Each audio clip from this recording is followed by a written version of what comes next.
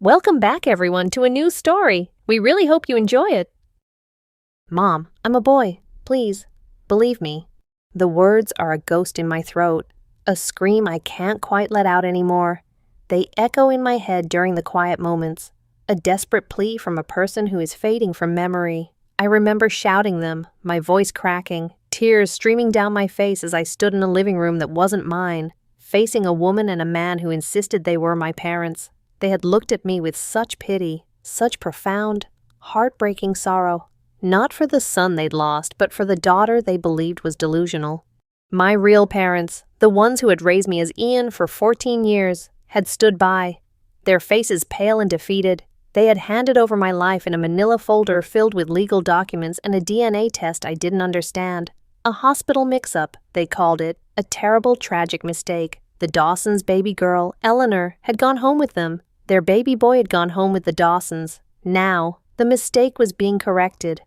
"Oh, Ellie, sweetheart, Mrs. Dawson, my new mother," my real mother had said, her voice a soft, suffocating blanket of concern. "We know this is confusing. You've been through a trauma, but we're here now. We'll help you remember who you are." That was 3 months ago. 3 months since Ian ceased to exist, and Eleanor Faye Dawson was reborn. They erased me with frightening efficiency. My old school records vanished. My birth certificate was amended. Every photograph of a short-haired boy with scraped knees and a mischievous grin was packed away, replaced by framed pictures of a girl I'd never met, the Dawsons' other son's younger sister. A stand-in for the daughter they were meant to have. They moved us all to a new town. A fresh start, they said. A place where no one knew about the mix-up. A place where I was simply Ellie, the youngest of the 3 Dawson sisters. My new room was the first assault. My old room had been a chaotic sanctuary of model airplanes, video game posters, and worn-out sneakers. This room was a sea of lavender and cream. A 4-poster bed with a gauzy white canopy dominated the space. A white vanity table with a 3-paneled mirror stood in one corner, its surface already cluttered with lotions, brushes, and little pots of things that smelled like flowers. And then there was the closet. When my new mother, Carol, opened it for me on that first day, a wave of perfume and cedar washed over me. It was packed, not with jeans and hoodies, but with her clothes. Dresses in every color, soft blouses with delicate collars, skirts that hung like bells. On the floor were neat rows of shoes, ballet flats, strappy sandals, and a pair of low-heeled black shoes that looked like something out of a doll's wardrobe. "We tried to guess your size, sweetie," Carol said, her smile so hopeful it was painful. "Your sisters, Lucy and Lauren, helped pick everything out. They're so excited to finally have their little sister home." My real sisters. Lucy was 17, sharp and sophisticated with dark hair and a knowing smirk. Lauren was 16, bubbly and blonde, all boundless energy and cheerful directives. They had flanked me on the car ride here, a suffocating wall of sisterly affection I didn't know how to handle. They had been raised with the ghost of a sister named Eleanor, and now, here I was. The ghost made flesh, except I wasn't her. My initial resistance was fierce. I refused to wear the clothes. For the first week, I lived in the single pair of jeans and the t-shirt I'd been wearing when my world fell apart. I slept in them, feeling the rough denim against my skin as a last, defiant link to my old self. But you can only fight a tide like the Dawsons for so long. They never yelled. They never punished. They just enveloped me. Carol would wash my boy clothes while I slept and they would reappear, folded neatly, but a new item would be laid out on my bed. A pair of soft pink fleece pajama bottoms with Minnie Mouse on them. A simple cotton sundress. "Just for today." "Ellie," Lauren would coax, holding up a soft-looking lavender sweater. "It's chilly. You'll be so much more comfortable." "We're going to the grocery store. You can't wear the same thing again, sweetie," Lucy would add, her tone less pleading and more a statement of fact. The first time I gave in, it was out of sheer exhaustion. It was a pair of simple, stretchy black leggings and an oversized gray sweatshirt. It felt weird. The fabric of the leggings was smooth and thin, clinging to my legs in a way jeans never did. It wasn't overtly feminine, but it was the first crack in the dam. The next day, it was a soft knit skirt and the leggings. The day after, a blouse instead of a sweatshirt. Each concession was a tiny surrender. Another piece of Ian chipped away. They taught me that fighting was more tiring than complying. My body, the traitor, started to adapt. I got used to the feel of soft fabrics against my skin. The scent of the vanilla and jasmine body wash they bought for me started to smell less like a stranger's bathroom and more like me. My hair, which I'd always kept buzzed short, was now growing out. It was at that awkward stage where it was constantly falling into my eyes. Lauren had bought a set of simple headbands to keep it out of my face. I hated them, but they worked. My memories of being Ian started to feel distant, like a movie I'd once seen. Sometimes I'd wake up in the middle of the night, my heart pounding, a phantom sensation of my old baggy shorts or the familiar weight of my worn leather wallet in a back pocket. But then I'd feel the silk of the nightgown they dressed me in, and the dream would dissolve into the lavender-scented reality of my new life. Was I ever really a boy? The thought was a cold sliver of fear that sometimes wormed its way into my brain. The Dawsons were so convinced, so unwavering. They had photos of me as a baby, wrapped in a pink blanket. See? Ellie, my new dad, Mark, would say gently, "You were always our little girl." They explained that my old parents, in their grief over losing their son, had just forced the role on me. They had convinced a grieving, confused little girl that she was a boy. It sounded insane, but in this house, surrounded by their love and their certainty, my own memories began to feel like the insane version of the story. The worst part, the most confusing part, was the tiny treacherous flicker of something else. It wasn't pleasure. Not at first. It was more like a strange curiosity, the feeling of a skirt swirling around my legs when I turned too fast, the soft click of a barrette snapping into my hair, the surprising warmth of a pair of thick, cable-knit tights on a cold morning. These were sensations I'd never had before. A whole new physical vocabulary I was being forced to learn. And as I stood in front of the mirror each morning, seeing a stranger with my eyes looking back, a stranger dressed in girl's clothes, with hair getting longer and softer, I felt a deep, gut-wrenching despair, because the boy I used to be was vanishing, and I didn't know if I had the strength to hold on to him anymore. The reflection was becoming clearer, more solid, while the memory of Ian was becoming the ghost. The move to the new house in Northwood Creek was the final nail in Ian's coffin. It was a picturesque two-story colonial with a wide green lawn and a tire swing hanging from an old oak tree. It was a family home, a place of stability and belonging. For the Dawsons, it was a new beginning. For me, it was a beautifully decorated prison. My room was upstairs, tucked between Lucy's and Lauren's. Its window overlooked the backyard and the woods beyond. It was, objectively, a lovely room, but every detail was a reminder of the role I was meant to play. The bookshelf wasn't filled with the fantasy novels and sci-fi epics I loved. It held rows of books with pastel covers about ponies and boarding schools and first crushes. A porcelain doll with vacant blue eyes sat on a tiny rocking chair in the corner, watching me. The daily ritual of my transformation began in earnest here. The first morning, I was woken not by an alarm clock, but by a light tapping on my door. Lauren peeked her head in, her blonde hair already perfectly styled. "Morning, sleepyhead," she chirped. "Time to get up. Mom's making pancakes." I mumbled a reply and burrowed deeper under the ridiculously plush duvet. The sheets were some kind of high thread count cotton that felt like cool silk against my skin. It was another small, insidious comfort. Lauren didn't leave. She came in and sat on the edge of my bed. "Come on, Ellie, we have a lot to do today. We're going to help you get settled."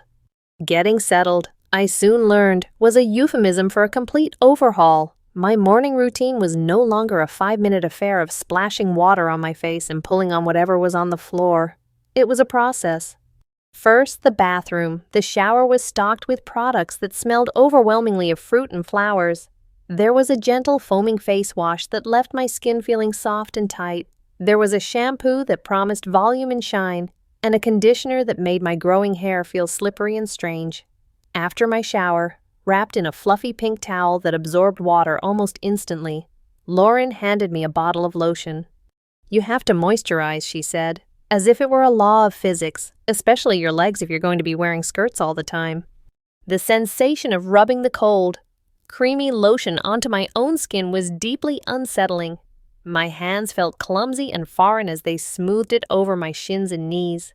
It was an act of intimacy with a body I was beginning not to recognize. Back in my room, The day's outfit was already laid out on the bed. Lucy was there now, leaning against the doorframe, a critical eye surveying me in the towel. "Okay, time for the real work," she said. The real work began with underwear. They had bought me packs of them. Not boxers or briefs, but delicate, stretchy things made of cotton and lace. The first pair I put on felt impossibly flimsy, a whisper of fabric where there should have been solid support. I felt exposed, vulnerable. They were pink, with a tiny satin bow at the waistband. I tugged my towel down, trying to hide, but my sisters were oblivious to my burning shame. "Those are cute on you," Lauren commented casually. "Okay, next we'll start with a training bra, just to get you used to the feel of it." It was a simple, white cotton thing, little more than a structured crop top, but the act of pulling it on, of feeling the thin band under my chest and the straps over my shoulders, was a fresh wave of humiliation. It was an article of clothing with a purpose my body didn't have. It felt like a costume piece, a lie I was strapping to my own skin. Then came the clothes. Today's selection was a black, pleated skirt that ended just above the knee, a crisp white button-up blouse with a Peter Pan collar, and a pair of thick gray knee-high socks. "This is a classic look," Lucy explained, handing me the blouse. "Simple, but cute. You can't go wrong with it." The blouse was made of a soft, slightly sheer material. It buttoned up the front, but the buttons were small and mother of pearl, and my fingers fumbled with them. The fabric felt cool and smooth against my torso. The skirt was the worst part. I stepped into it, pulled it up, and zipped it at the side. It settled on my hips, the pleats fanning out. It was light, so much lighter than jeans. I felt the air on my legs. A strange tickling sensation. I instinctively tried to pull it down, but it wouldn't go any further. "Don't slouch, Ellie," Lauren corrected gently, nudging my shoulders back. "Good posture is key when you're wearing a skirt." Finally, the shoes. They were black Mary Janes, with a low, chunky heel and a strap that buckled over the top of the foot. When I slipped them on, they forced my weight forward slightly. I took a tentative step and nearly stumbled. The solid, grounded feeling of my old sneakers was gone, replaced by a precarious, delicate balance. "You'll get used to them," Lucy assured me. "Just take smaller steps." They led me to the vanity mirror and sat me down. My reflection was a horror show. A boy's face, still angular and uncertain, sat atop this bizarre, feminine costume. My hair was a fluffy, untamable mess. Lauren picked up a hairbrush. "Let's just get this tamed, shall we?" she said, her voice soft. The pull of the brush through my hair was surprisingly gentle. She worked through the tangles with a practiced patience I couldn't imagine ever possessing. When she was done, my hair was smoother, parted neatly on the side, and clipped back from my face with a simple black barrette. I stared at the girl in the mirror. She looked awkward, uncomfortable, and utterly lost. A puppet dressed in someone else's clothes. "See," Lauren said, squeezing my shoulders. "You look adorable."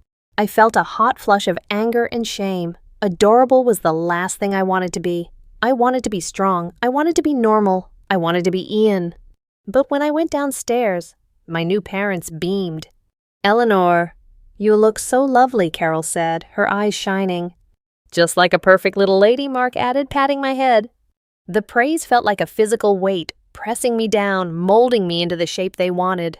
Later that afternoon, a girl from next door came over. Her name was Kirsty. She had bright red hair in 2 pigtails and a constellation of freckles across her nose. She was my age, and Lauren had apparently already told her all about me.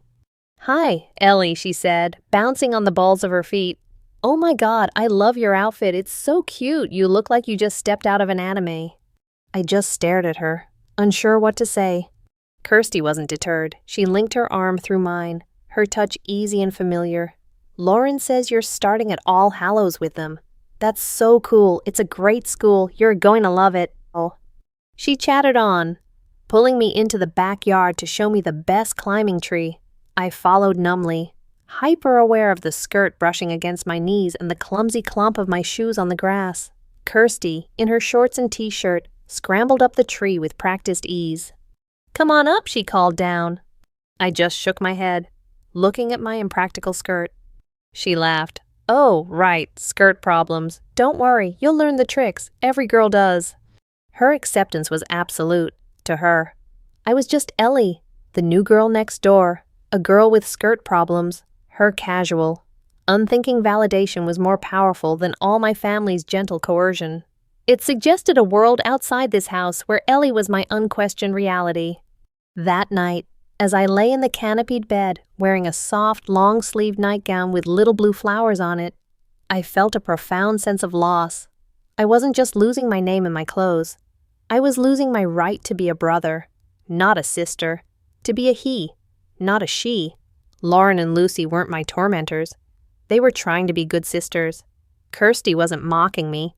She was trying to be a good friend. They were all playing their parts perfectly in this new life.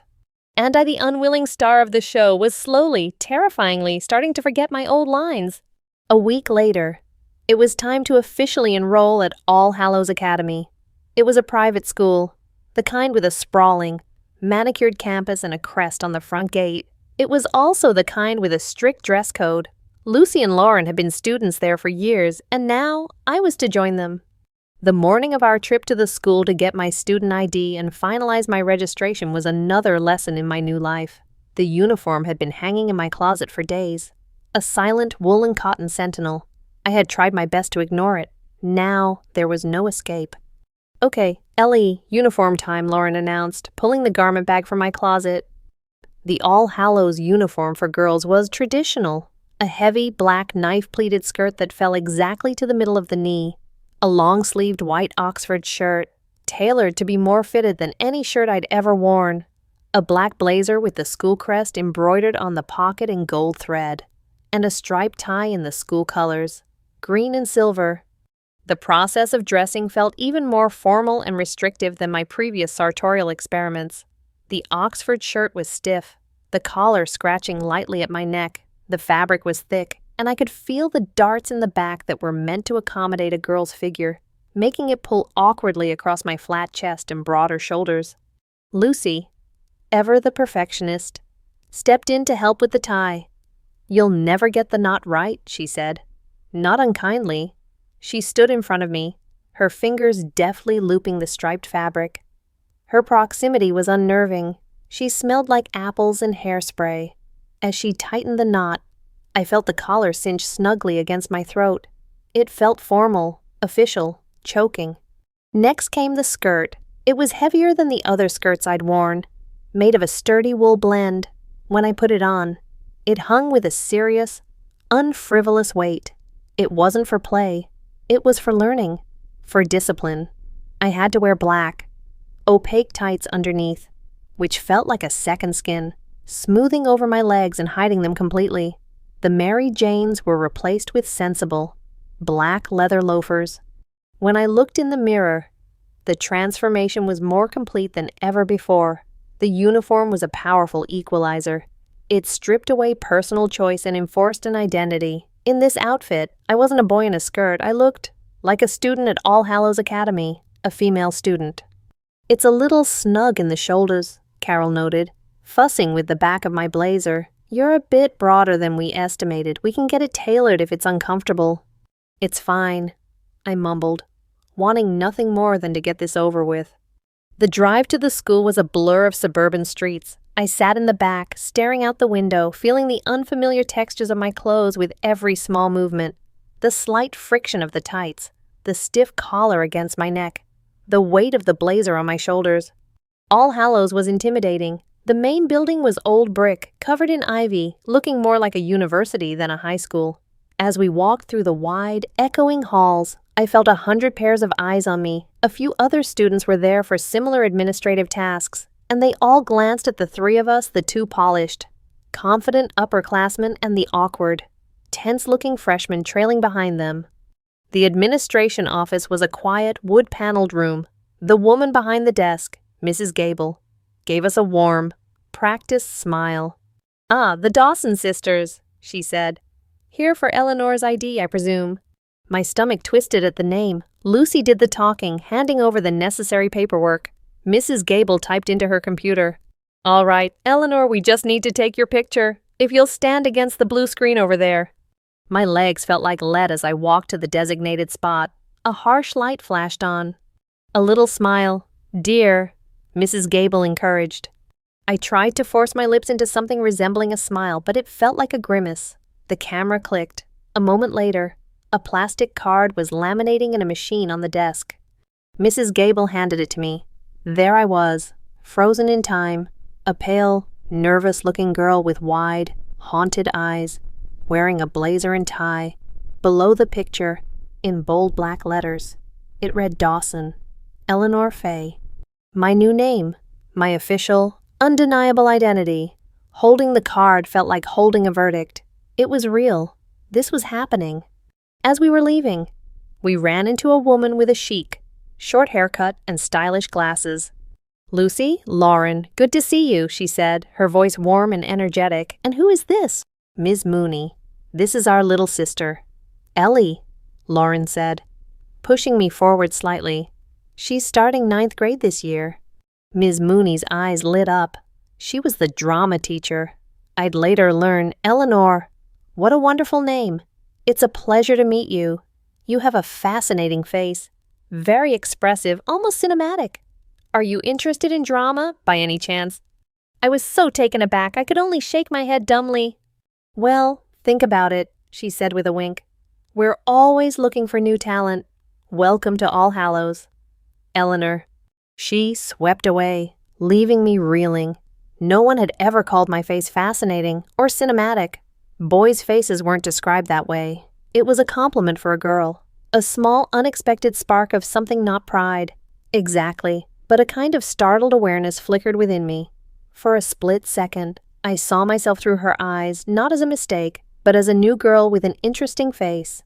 On our way out, a girl with bright pink streaks in her dark hair and a friendly, open face bounded over to us. "Hey, Lauren, who's your new friend?" "Poppy, this is my sister, Ellie. She's a freshman," Lauren said. Poppy's grin was infectious. "No way a mini Dawson, that's awesome. Hi, Ellie, I'm Poppy, I'm a sophomore." She looked me over, her eyes landing on my tie. "Whoa, your knot is all crooked. Here, let me fix it." Before I could protest, she was standing in front of me, her fingers deftly loosening and retying my tie. She was so close I could smell the faint, sweet scent of her lip gloss. My heart started hammering against my ribs. A frantic, trapped bird. Her touch was light and casual, but it sent a jolt through my entire body. "There," she said, patting the finished knot. "Perfect, you look super sharp." She gave me a thumbs up. "See you around, Ellie." She bounced off, leaving me flustered and red-faced. Lucy shot me a knowing look. "Poppy's a character. But she's nice. You could use a friend like that." Walking out of the school and into the bright sunlight, I felt a new kind of anxiety. The school grounds were beautiful, with students milling about on the great lawn. I felt the cool afternoon breeze slip under the hem of my skirt, a sensation that was now becoming familiar. It was a constant reminder of my vulnerability, of my changed state. My new ID card felt heavy in my pocket. Eleanor Fay Dawson. It was on my lips, in my ears, and now, printed on a piece of plastic that declared it to be true. The world was conspiring to make me Ellie, and today, for the first time, in the face of a teacher's unexpected compliment and a friendly girl's casual touch, my resistance felt a little less solid.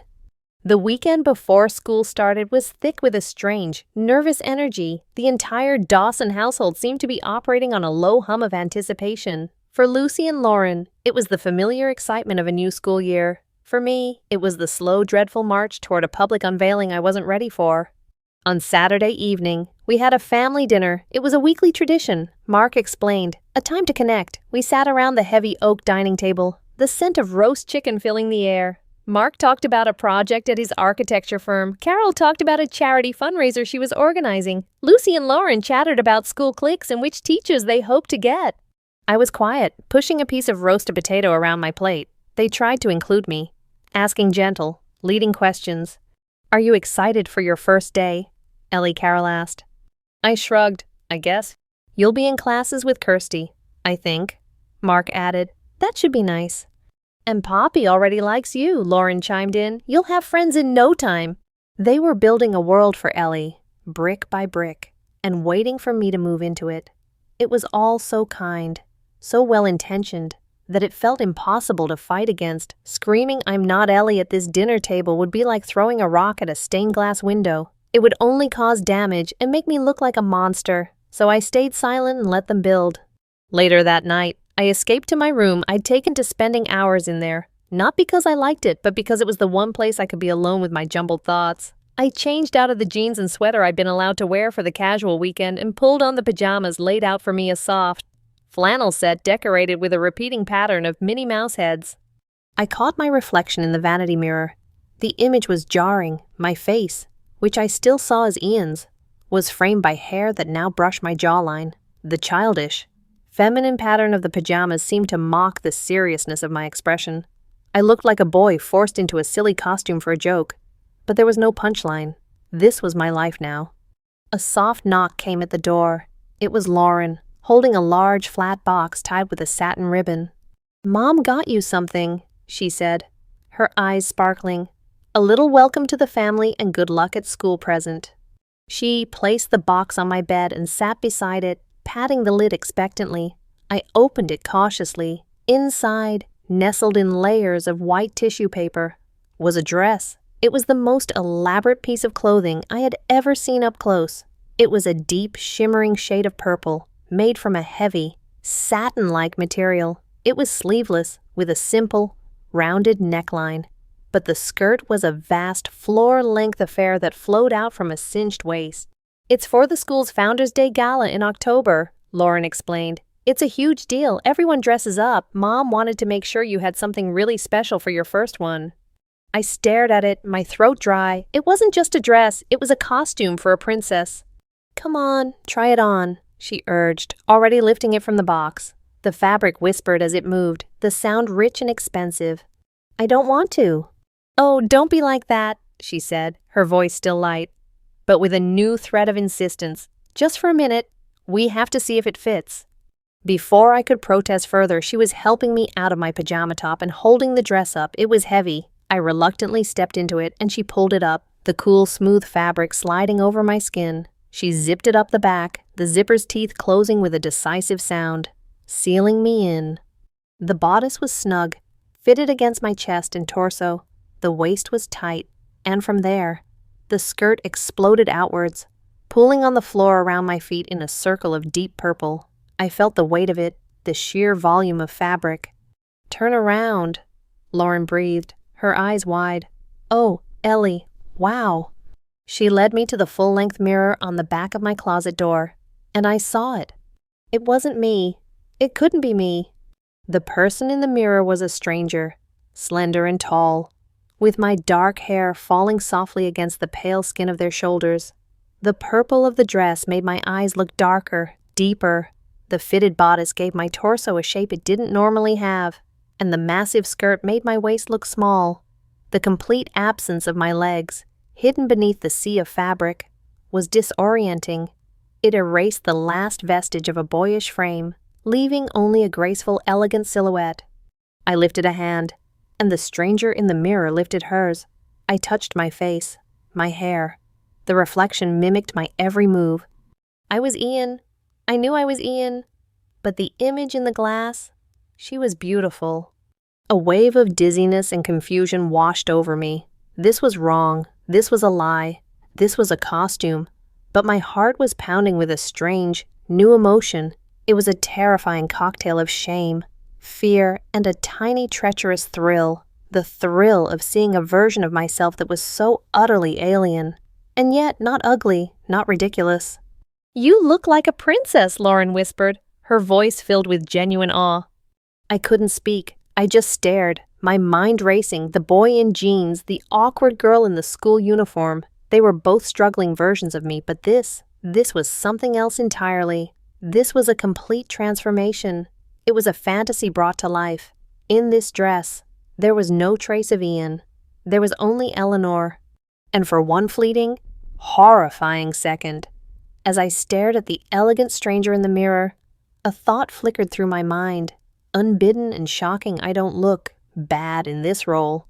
The thought was a betrayal of everything I was, of the boy I was still desperately trying to be. I felt a hot flush of shame rise in my cheeks. and I quickly turned away from the mirror. "Take it off," I said, my voice hoarse. "I want to take it off." Lauren's face fell slightly, but she nodded and helped me out of the dress. The moment the heavy fabric fell away and I was back in my Minnie Mouse pajamas, the spell was broken. I was just me again, a confused, miserable boy in a girl's bedroom. But the image from the mirror was burned into my mind. The princess in the purple dress.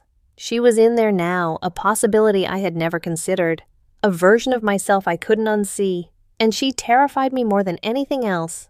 Monday morning arrived like a death sentence. The air was crisp and cool, a perfect autumn day that seemed to mock the storm of anxiety raging inside me. My uniform was laid out, not on my bed this time, but on a valet stand near the window, looking like a soldier ready for inspection. The morning routine was more elaborate than ever.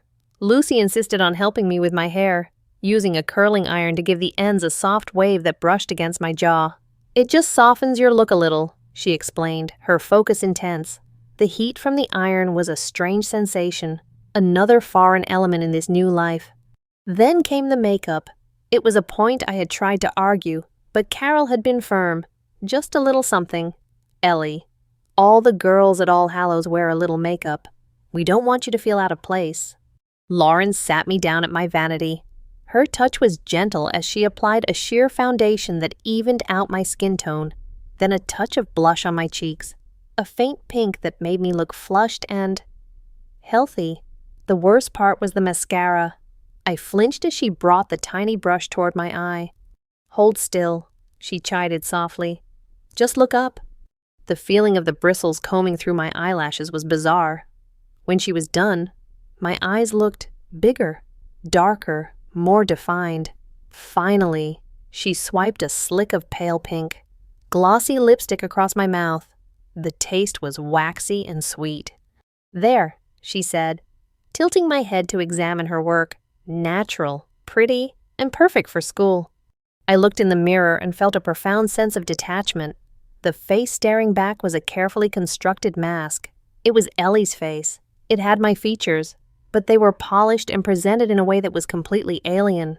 The glossy lips, the dark lashes, the soft hair, it was a girl's face. The walk to school was only a few blocks, but it felt like a mile. I walked between my two sisters, a fragile ship being escorted by battleships. Their confidence was impenetrable. They chatted about their classes, waved to friends across the street, and moved with an easy grace I couldn't hope to imitate. I, on the other hand, was a bundle of nerves. I was acutely aware of everything, the way my pleated skirt swayed with each step, a steady rhythm against my tights, the slight click of my leather loafers on the pavement, the feeling of the blazer restricting my shoulders. I kept my head down, my eyes fixed on the sidewalk, praying for invisibility. The school grounds were a chaotic sea of students in identical uniforms. It was overwhelming. We pushed through the crowded main doors into the grand hall, which was buzzing with the energy of 1,000 teenagers. The first day of school assembly was about to begin. We found seats in the auditorium, a vast historic room with dark wood paneling and rows upon rows of red velvet seats. I hunched down, trying to make myself as small as possible. But then Miss Mooney, the drama teacher, walked onto the stage to make an announcement. Her eyes scanned the crowd, and for a heart-stopping moment, they landed on me. She gave me a small, encouraging smile. My stomach did a nervous flip. The assembly began. The headmaster, a stern-looking man named Dr. Albright, welcomed everyone back. He talked about tradition, excellence, and the responsibilities of being an All Hallows student. And then he said the words I had been dreading. "And now, as is our tradition, we would like to welcome our new students. Will all our freshmen please stand up?" A wave of movement rippled through the auditorium as the ninth graders got to their feet. My legs felt like they were filled with concrete. Lucy gave me a sharp nudge. "Stand up, Ellie." Slowly, I rose. I was one of maybe 100 students standing, but I felt utterly alone. 1,000 spotlights trained on me. "We are so glad to have each and every one of you join our community," Dr. Albright boomed. "Now, to help the rest of the school get to know you, we ask you to come up to the stage, state your name, and tell us one thing you are excited about for the year ahead." Panic, cold, and absolute seized me. My blood ran cold. go on stage in front of everyone in this skirt, this blazer, this face of makeup, say her name. They started at the front row. One by one, nervous freshmen made their way to the stage. My name is Sarah, and I'm excited for soccer season. My name is Ben, and I'm excited for robotics club. The line was getting closer. My heart was a drum against my ribs. I couldn't do this. I was going to be sick. I can't, I whispered to Lauren, my voice trembling. I can't go up there. Yes, you can, she whispered back fiercely. You'll be fine. Just be brave. But I wasn't brave. I was a fraud, and I was about to be exposed in front of the entire school. Then it was my turn. The student next to me went, and all eyes turned to our row. To me, time seemed to slow down. I was frozen, rooted to the spot. From the side of the stage, I saw Ms. Mooney catch my eye again. She gave a small, almost imperceptible nod, a look of pure encouragement. It was a lifeline. It wasn't pity. It was a vote of confidence. Taking a shaky breath, I forced my legs to move. I walked down the aisle and up the short flight of stairs to the stage. The lights were blindingly bright and hot. The hundreds of faces in the audience blurred into a single, terrifying entity. I stepped up to the microphone. The silence was deafening. I could feel the heat of the lights on my face, on my carefully styled hair. I could feel the weight of my skirt, the stiff collar of my shirt. I opened my mouth, but no sound came out. My mind was blank. Ian. My name is Ian. The thought screamed in my head, but I knew I couldn't say it. Then I remembered the ID card, the name printed in black and white, Eleanor Faye Dawson. I took another breath, the air shuddering in my lungs. My name is Eleanor Dawson, I said, my voice barely a whisper. The microphone amplified it, sending the name echoing through the vast hall. It sounded foreign, like I was talking about someone else. And I'm excited to be here. It was lame. It was pathetic. But it was all I could manage. I turned to leave the stage, my face burning with shame. But then, something happened. A smattering of applause started, led by a few of the girls on the volleyball team. Then more people joined in. It grew, not into a roar, but into a warm, welcoming wave of sound. It washed over me, a sound of acceptance. They weren't laughing, they weren't pointing, they were clapping. For Eleanor. As I walked back to my seat, my whole body was trembling. A strange mix of emotions churned inside me. Humiliation, relief, pride, and a profound, bone-deep terror. I had done it. I had stood before the whole school and introduced myself as a girl. I had survived. And as I sat back down between my sisters, and Lauren gave my hand a congratulatory squeeze, a new unsettling thought took root in my mind. For that one moment on stage, under the lights, hearing the applause, I hadn't just been a boy in a costume. I had been her, Eleanor. Maybe I could live like this. The thought didn't bring comfort. It brought a fresh wave of fear, because it felt, for the very first time, like it might actually be true.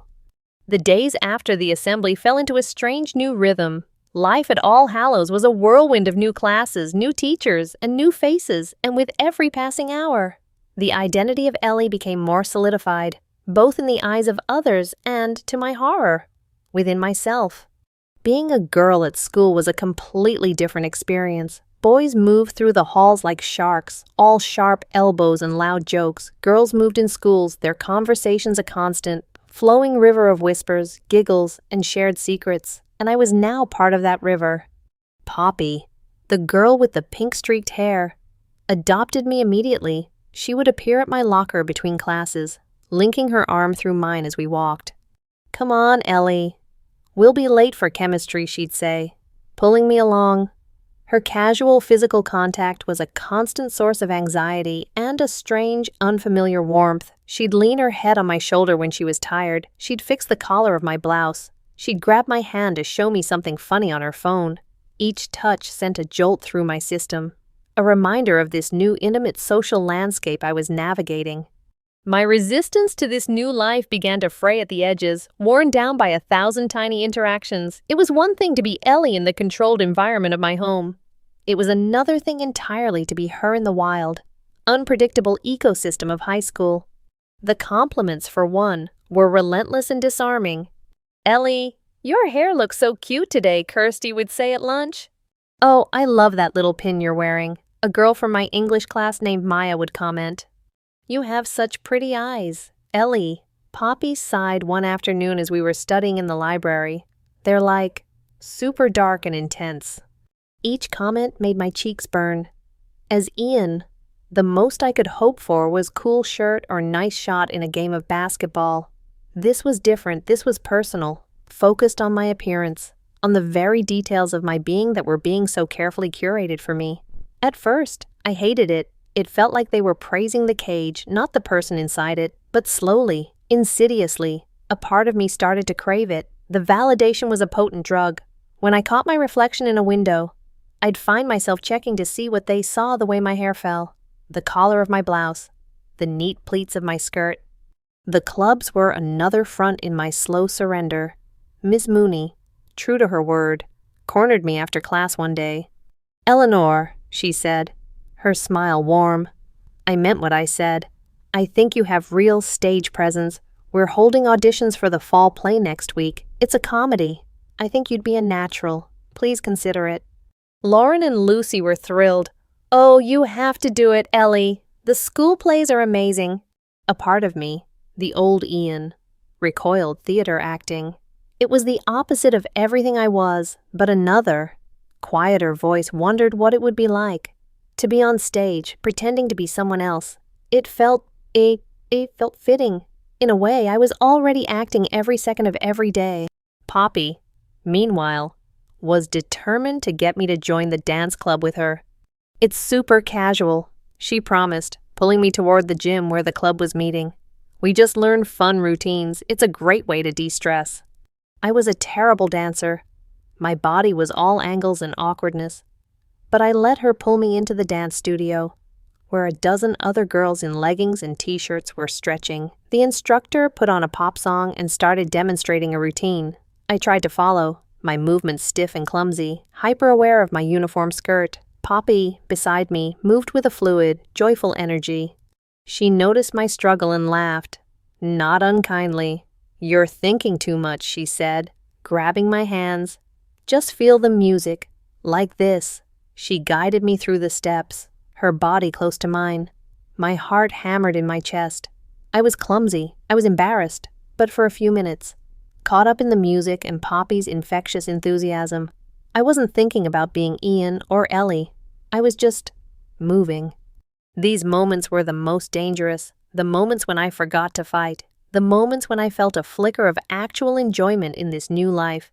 Sitting with Kirsty and Poppy at lunch, laughing at a stupid joke, walking home with my sisters, the three of us complaining about homework, the comfortable, domestic evenings spent doing homework at the dining table, a mug of hot chocolate warming my hands. The physical sensations of my new wardrobe were becoming less of a shock and more of a baseline reality. I no longer stumbled in my loafers. I learned how to sit in a skirt without feeling exposed. I got used to the feeling of tights, the soft confinement of a blouse. Some days, I would even catch myself appreciating some small detail, the softness of a cashmere cardigan Carol bought for me, the pretty, intricate pattern of a lace-trimmed camisole I wore under my uniform. My inner conflict was becoming a low, constant hum instead of a screaming battle. The question was no longer, how do I escape, but rather, how do I survive this? And the answer seemed to be by giving in, by playing the part of Ellie so well that I could almost convince myself. One afternoon, Poppy and I were sitting on a bench on the school lawn. She was talking about a boy she had a crush on, her voice animated. Without thinking, she reached over and tucked a stray piece of hair behind my ear. "It keeps falling in your face," she said simply. Her fingers brushed against my cheek, a feather-light touch, and my entire world went still. My breath caught in my throat. My heart didn't just flutter. It felt like it stopped completely for a second before restarting at double speed. It was a simple, friendly gesture, but in that moment, it felt like the most intimate thing that had ever happened to me. I pulled away slightly, my face on fire. Thanks. She just smiled, oblivious to the emotional grenade she had just detonated inside me. She saw me as a girlfriend, a confidant, someone to share secrets and gentle touches with. And the most terrifying part was that, In that one heart-stopping moment, I hadn't felt like a boy being touched by a girl. I had felt like a girl with a secret, whose heart was racing because of her friend's simple, innocent gesture. I went home that day in a daze. The whispers in the hallway were no longer just coming from the students around me. The loudest, most confusing whispers were now coming from inside my own head. The breaking point came on a quiet Tuesday night. It had been nearly 2 months since I'd become Eleanor Dawson. 2 months of skirts, makeup, and a constant low-grade identity crisis.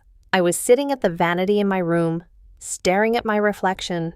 My hair was longer now, thick and dark, brushing my shoulders. Lauren had shown me how to use a flat iron, and it fell in a sleek, smooth curtain around my face.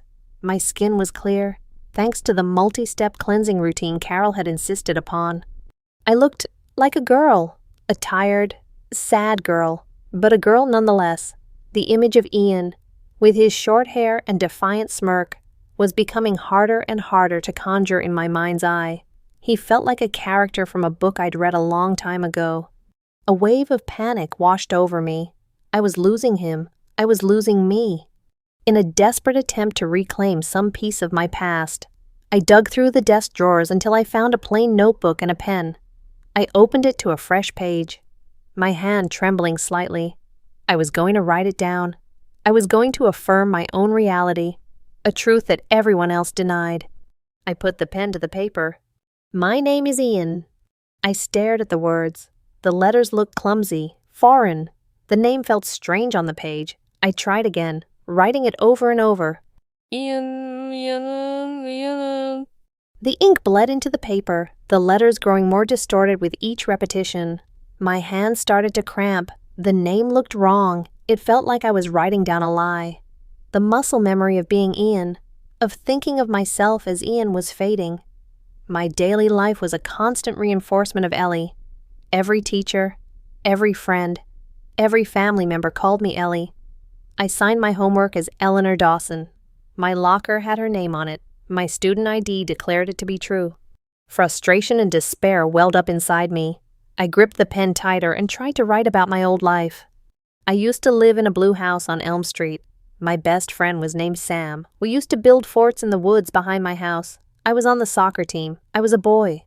The sentences were flat, lifeless. They were facts, but they held no emotional weight. They felt like a history report about a stranger. The memories were there, but they were hazy, disconnected from the person sitting in this lavender room, wearing a soft silk nightgown. I slammed the notebook shut, my breath coming in ragged gasps. The reflection in the mirror mocked me, her expression as troubled as my own.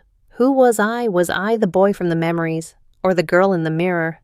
It felt like I was being stretched between two opposing worlds, and I was about to tear apart. I stood up and walked to my closet, pushing past the dresses and blouses until my hand hit the back wall. Tucked away in the very corner, behind a row of shoes, was the one thing I had managed to keep from my old life, my favorite gray hoodie. I had hidden it on the day we moved, a secret talisman of my former self. I pulled it out. It smelled faintly of my old room, of boyish sweat and dusty books. It was a scent of home, a scent of me. I stripped off the silk nightgown and pulled the hoodie over my head. The worn, familiar cotton enveloped me. It was big and baggy, the sleeves hanging past my hands. It was the most comfortable thing I had worn in months. I looked in the full-length mirror. The effect was not what I expected. I had thought it would bring Ian back, that I would see the boy I used to be, but the reflection was just confusing. A slender figure with long, dark hair and a soft, pretty face was drowning in a large, masculine sweatshirt. I didn't look like a boy. I looked like a girl wearing her boyfriend's hoodie. The realization hit me like a physical blow. The hoodie, my last link to my old identity, no longer fit, not the physical size, but the context. It didn't belong to the person in the mirror. It was a costume now, just as much as the purple ball gown had been. Tears I hadn't realized I was holding back began to stream down my face. It was over. The fight was over, and I had lost. Ian wasn't just fading. He was gone. He had been erased so thoroughly that even his own clothes now rejected him. I sank to the floor, pulling my knees to my chest, and sobbed. I cried for the boy I had been, for the simple, uncomplicated life I had lost. I cried for the friend I missed, for the parents who had given me away, and I cried because I was so profoundly, utterly alone, trapped in a life that wasn't mine, in a body that was no longer recognizable. After a long time, the tears subsided, leaving me empty and exhausted. I slowly got to my feet and took off the hoodie, folding it carefully. I wasn't Ian anymore. Keeping it felt like clinging to a ghost. I put it back in the closet, this time not as a secret treasure, but as a relic of a bygone era. I walked back to the vanity and sat down, my movements slow and deliberate. I looked at the reflection, at the girl with the tear-streaked face. Her mascara was slightly smudged, her pink lipstick long gone. She looked vulnerable, lost. She looked like me. My eyes fell on the tube of lip gloss Lauren had left on the table, the one she'd used on me that first morning of school, with a hand that was surprisingly steady. I picked it up. I uncapped it and carefully, precisely, applied a sheer glossy coat to my lips. The sensation was no longer shocking, it was familiar. The faint, sweet smell, the slick feeling. It was part of the ritual, part of Ellie's ritual. I stared at my reflection one last time. The glossy lips gave my face a touch of color, a hint of life. The girl in the mirror looked back at me, her dark eyes filled with a sad, quiet resignation. Who was she? Who was I? The two questions had merged into one. The answer was no longer a battle. It was a quiet, devastating truth that settled into the hollow space inside me. The memories of Ian were just that, memories. The reality was this room, this school, this family, this face, this body. I leaned closer to the mirror, until my breath misted the glass. I looked into my own eyes, searching for a flicker of the boy I'd been. But all I saw was her. And in the silent, still room, I heard myself whisper the words that sealed my fate, a final, heartbreaking surrender. Maybe I was always Ellie.